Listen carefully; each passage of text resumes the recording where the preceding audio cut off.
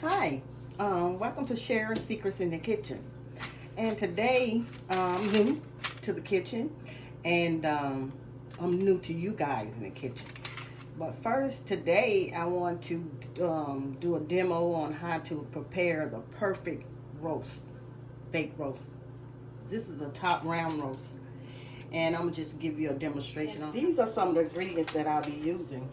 I'll be using the kosher salt, because it enhances the flavor of my beef.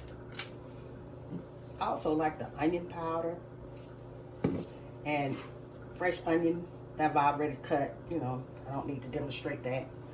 I have my garlic powder, no garlic salt, garlic powder, ground black pepper, and I use a little of the lemon pepper because I like that pop that the lemon gives. You didn't get it from the lemon pepper. But go light because you don't want to use too much, again, too much salt. And I also use a little vegetable oil. And I kind of take it and I kind of just pour it on there and rub it in. And that helps the seasoning, you know, stick to your meat. On the table salt, you use a fourth of this. So I'm going to go ahead and use a whole teaspoonful. So that's like 4 of what the table salt would be. That's pretty much what I'm saying. So you're gonna take it, and it's big grain. It's got large grains to it. So you're gonna take it and you're gonna kind of get it all over your meat.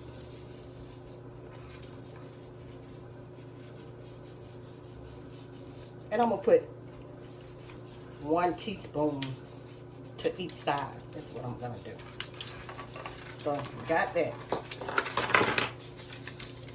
Then what I do, I don't necessarily do measurements when it comes to the garlic powder. I just take it, make sure it's open, and I just go. I love garlic, so I go pretty hard with that. I just go get it on there real good. Same thing with the onion powder.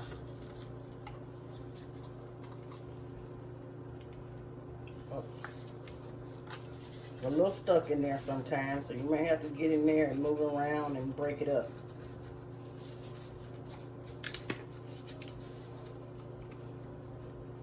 Just get it on there real good. Thing about this, it has no salt content, so you can, you know, go to your taste. Put it on there, prepare it to how you want. Black pepper. Get it on there real good. I like to season my food.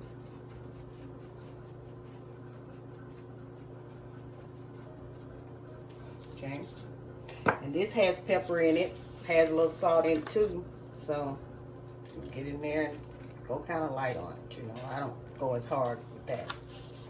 Then you're gonna flip that bad boy. You're gonna flip them over. We rub it in a little bit. Flip it over. You do the same thing. A little oil. You know, get it on there. Rub it on in there. Again. So it can hold on to some of your seasoning. And again, you're going to go about a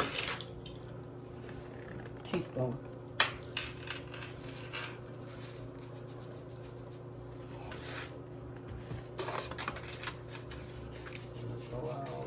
Get it in there.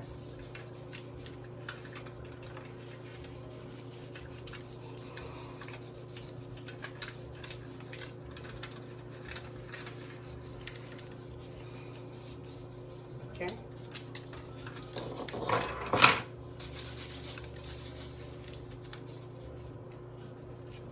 And again, the garlic powder, you're going to go in pretty good with that.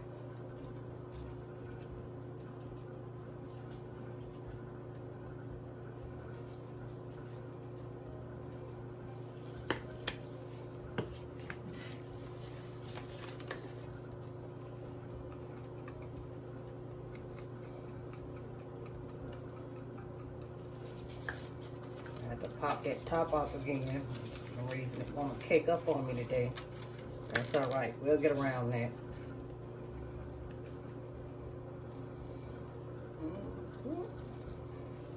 Okay. And again, a little lemon pepper. Go kind of light on there. And again, I put no kind of liquid, because it's gonna make its own oil. It's gonna make its own gravy. It's gonna cook down in that. And I let this go at about 325, 350, depending on. I kind of go for 350 myself. And I wrap it tight. I love the aluminum pans that you can get. You can just toss them away, or you can keep them depending on how full they are. And I put it on a cookie sheet so that it can have a little reinforcement behind it, because you know, pan is thin.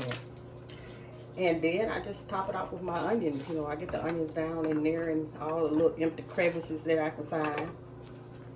Just put my onions in there. All over that rascal. Yes. And I have, and once I let this go and I get my foil,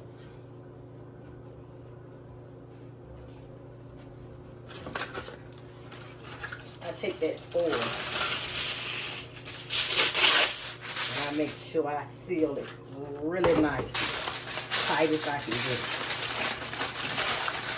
I don't want any air or steam escaping out of there. So I want to get it on as tight as I can get it. And I want 2 nice pieces to this. Come on.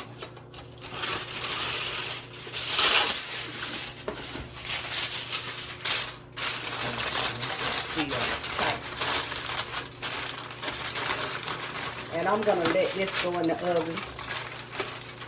And just like I said, 325, 350 for 2 hours. And I'm not going to open it. I'm just going to let it go, because I don't want to have any interruptions.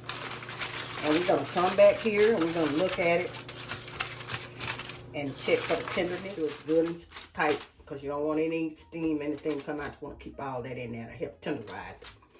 So after you got it all wrapped tight, you're going to go to your oven and put it in your oven at 325 or 350. And you're going to let it go for a couple of hours.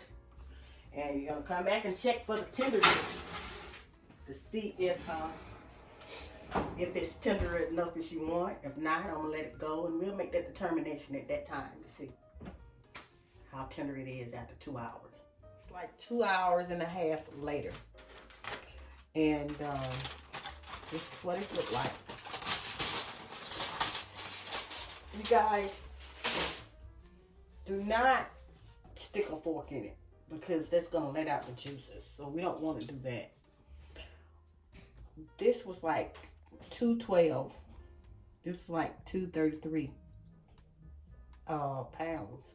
Equal about 5 pounds and what, 46 ounces.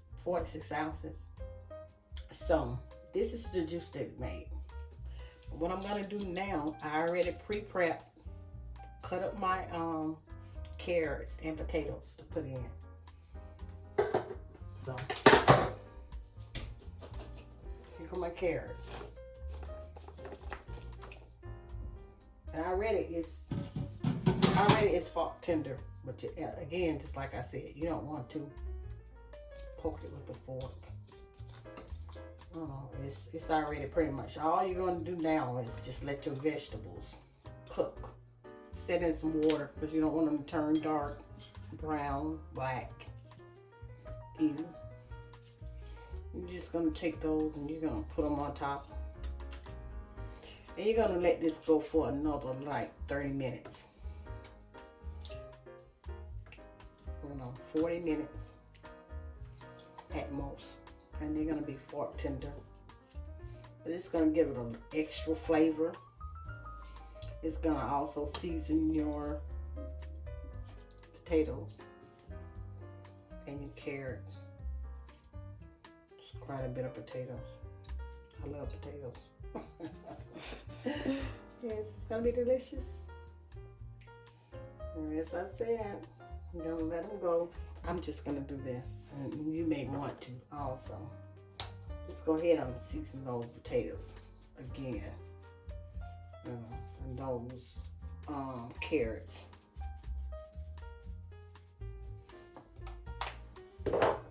With all the seasons that you had available earlier. And you're gonna fill it back up with aluminum foil. And you're gonna let them go in the oven again at the same rate, 350.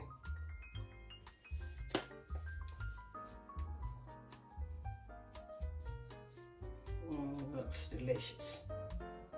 And if you want to add some, I always use cornstarch, a little flour. If you want a gravy, I'm not necessarily gonna make a gravy today because I'm not gonna use potatoes or rice or anything like that. So, all the flavors that you put in, you're just gonna put them back in on your potato.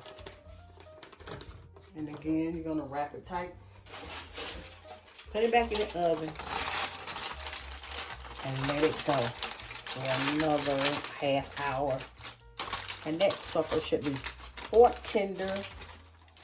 You can just really just, it's just like, you don't even have to chew, you just swallow. It's gonna be delicious.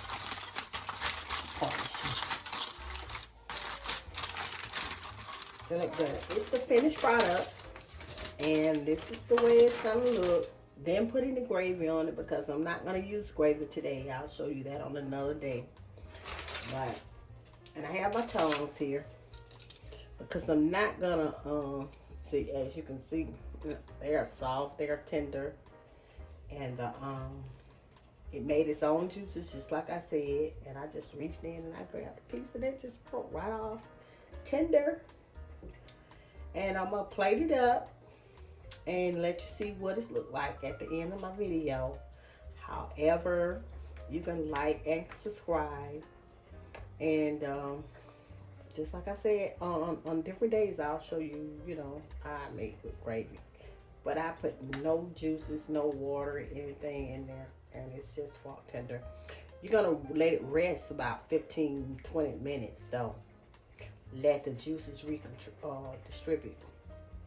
And you're gonna get a juicy, appetizing roast. Thank you for your time and have a great day.